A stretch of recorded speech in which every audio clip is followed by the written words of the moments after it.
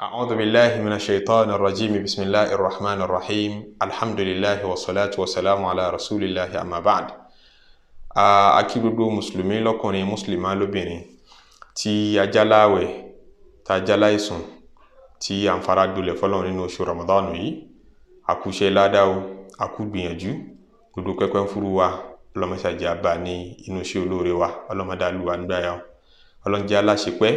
nídi Islam jẹ́ aláṣepẹ́ nídi imani azikiri tá a mú wá fúnra wa lénìí èyí tí ó tó rọrùn náà látún mú wá gẹ́gẹ́ bí àdéhùn wa nínú àwọn súrà tí ń bẹ nínú al-Qur'an àwọn chapters Qur'an èyí kan bẹ́ẹ̀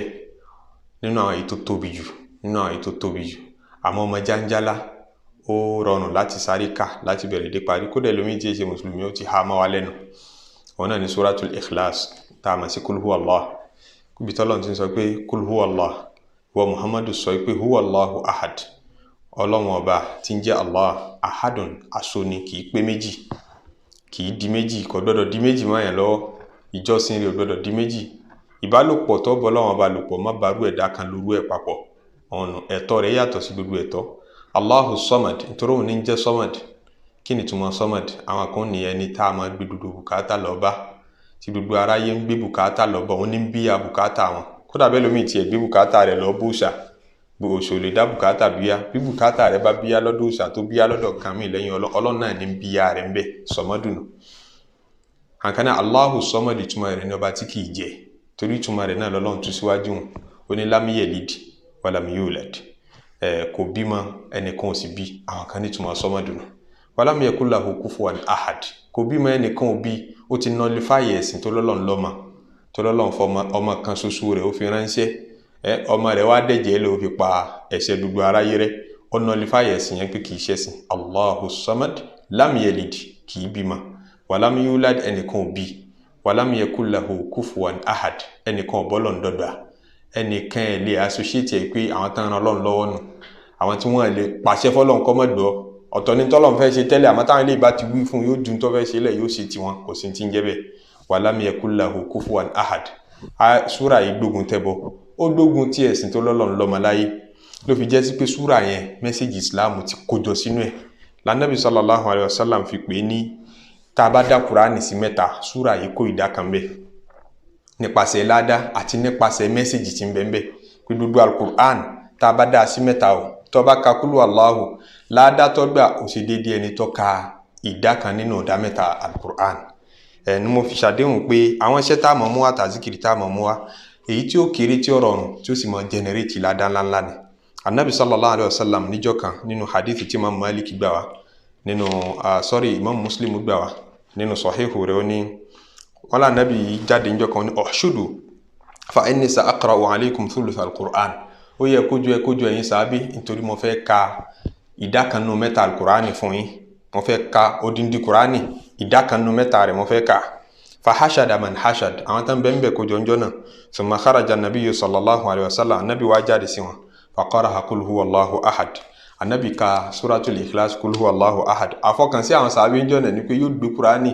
yóò máa wá ká lọ torí ìdá kan nínú mẹ́ta ló lóun fẹ́ ká thumma dakhala anabi ká kúlù Allahu tán ló bá wọlé lọ àwọn sábẹ́ wojú ara wọn pé kí ló ṣẹlẹ̀ yóò jáde wá ká yòókù thumma kharaja nabiyullahi sallallahu alayhi wa sallam anabi wá jáde sí wọn padà faqala anabi sọ fún wọn pé ẹ̀ ń ṣe mọ̀ ni wọ́n ti ká ìdá kan nínú mẹ́ta Qur'ani inni qultu lakum sa aqra'u alaykum thuluthal Qur'an mo ní máa ka ìdá kan nínú mẹ́ta Qur'ani fún yín ala ẹ máa gbọ́ o innaha suratul Ikhlas kúlù Allahu tí mo kà tí wọ́n náà há yẹn tèmi náà há ala innaha ta'dilu thuluthal Qur'an kúlù Allahu níwájú ọlọ́wọ́n ọba ládé ẹni tó bá ka ìdá mẹ́ta al-Qur'an lẹ́ni tí ọba ka kúlù Allahu ẹ̀yọ̀ kan péré fọlọ́n ní ọgbà anabi sallallahu alayhi wa sallam nínú hadithi tí imam Malik wá gbà wá ó ní Abu Hurairah alánàbí sallallahu alayhi wa sallam ó rí arákùnrin kan tí ń ka kúlù huwa Allah níjọ́ kan ọkà àdílẹ̀ anabi ní wajabat ó ti di dandan fún òun béèrè lọ́wọ́ anabi yẹn Abu Hurairah pé wajabat lahu madha ya Rasulallah kí ló di dandan fún arákùnrin wọn anabi ní wajabat lahu aljanna ó ti di dandan kó rà aljanna o ẹni pé suratul Ikhlas kul huwa Allah ládàá rẹ̀ pọ̀ ó ṣe déédéé ìdá kan nínú mẹ́ta Qur'an ẹlẹ́ẹ̀kejì ni pé iṣẹ́ àṣegbà aljanna ni ọlọ́mọ ṣàṣewà lọ́mọ aljanna hadithi náà imam Malik ni ọgbà wa kuma nabi sallallahu alaihi wasallam ó wá sọ pé man qara'a qul huwallahu ahad ẹni bá ka sura qul huwallahu ahad thumma yukhtimuha 10 marrat tó wá kà lẹ́ẹ̀kínní lẹ́ẹ̀kejì lẹ́ẹ̀kẹta wá pé mẹ́wàá banallahu lahu qasran fil janna ó di dandan k'Ọlọ́hun kọ́ ilé alálùbáríkà fún lálìjánná ọlọ́mọṣà kọ́lé alára fún alálìjánná o. faqala Umar ibn al-Khattab Umar gbọ́ bẹ́ẹ̀ wá ń sọ fún Ànábì pé idhan nastakthiru ya Rasulallah tó bá rí bẹ́ẹ̀ a máa kà kódà àwa tún lè kà ju 10 lọ fáńfààní ìwọ tó bá sọ pé láǹfààní àti kàjú ó fẹ́ ka 100 ó fẹ́ ka 1000 Ànábì sọ pé Allahu aktharu wa atyab